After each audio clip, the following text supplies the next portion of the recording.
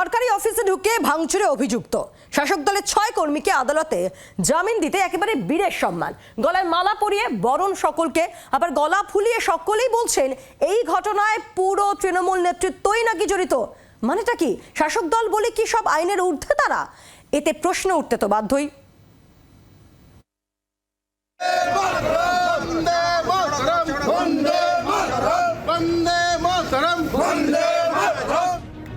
মহান কাজ করেছেন এরা, তাই মালা পরিয়ে এমনভাবে বীরের সম্মান। কি ভাবছেন এরা সব মুর্শিদাবাদের ফরাক্কা এলাকার তৃণমূল কর্মী ও নেতা? আদালত জামিন দিয়েছে তাই বীরের সম্মান। এবার চলুন দেখাই এই বীরদের কীর্তি, যা ঘটেছিল 14 জানুয়ারি, স্থান ফরাক্কার পিডি অফিস।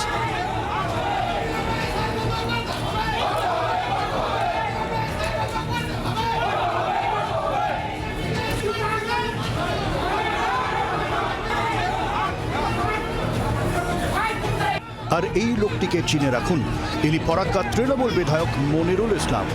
এবার দেখুন কিভাবে 14 জানুয়ারির ফরাক্কার পিডি অফিসে এসআইআর শুনানিতে বিধায়ক মনিরুলের নেতৃত্বে ভাঙচুর হয়েছিল।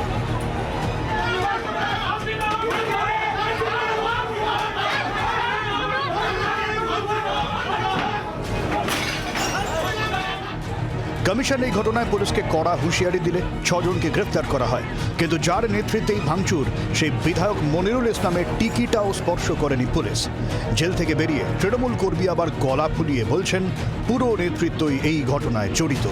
এই যে মানুষ হয়রানি হচ্ছে তার প্রতিবাদে গিয়েছিলাম। আমার এমএলএ সাহেবের, বিধায়ক মনিরুল ইসলাম সাহেবের বড় দাদা কাউসার সাহেব আছেন, আমার আইএনটিসি সভাপতি অরুণময় দাস আছেন, আরেকটা ব্লক নেতৃত্ব আমাদের সাথে টোটাল জড়িয়ে আছে। জামিন পাওয়ায় তৃণমূল কর্মীদের জেলের বাইরে সংবর্ধনা জানাতে হাজির হয়েছিলেন বিধায়ক মনিরুল ইসলামের দাদা তথা ফরাক্কা তৃণমূলের অবজার্ভার কাউসার আলী, মনিরুলের ছায়াসঙ্গী আইএনটিটিউসি নেতা অরুণময় দাসরা।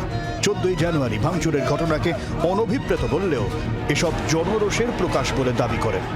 আমাদের বিধায়কের নেতৃত্বে এরা গেছিল আর কি সেদিন আন্দোলন করতে। কিছু অনভিপ্রেত ঘটনা সেদিন ঘটেছে, যেটা হয়তো না ঘটলেই ভালো হতো।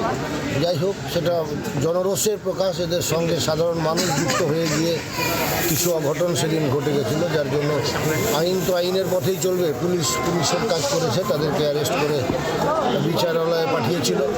মুখ্যমন্ত্রীর সাফ নির্দেশ ছিল সরকারি সম্পত্তি যারা ভাঙচুর করবে তার বিরুদ্ধে দলমত নির্বিশেষে কড়া পদক্ষেপ নেবে পুলিশ প্রশাসন। তাহলে বিধায়ক মনিরুলের গ্রেফতারি হলো না কেন? তারপরে আবার ঘটনার অভিযুক্তদের মালা পরিয়ে বরণ। রাজনৈতিক দুষ্কৃতীদের এইভাবে বীরের সম্মান দেওয়ার চল তো গোবলয়ের বিভিন্ন রাজ্যে দেখা যায়। এই সংস্কৃতি তো বাংলায় সচরাচর দেখা যায় না। তাহলে কি বাংলার রাজনীতিতে এখন বাহুবলী আর দুষ্কৃতীদেরই দাপট? ব্যুরো রিপোর্ট, জি 24 ঘন্টা। বাংলার আওয়াজ, বাঙালির আবেগ, জি 24 ঘন্টা।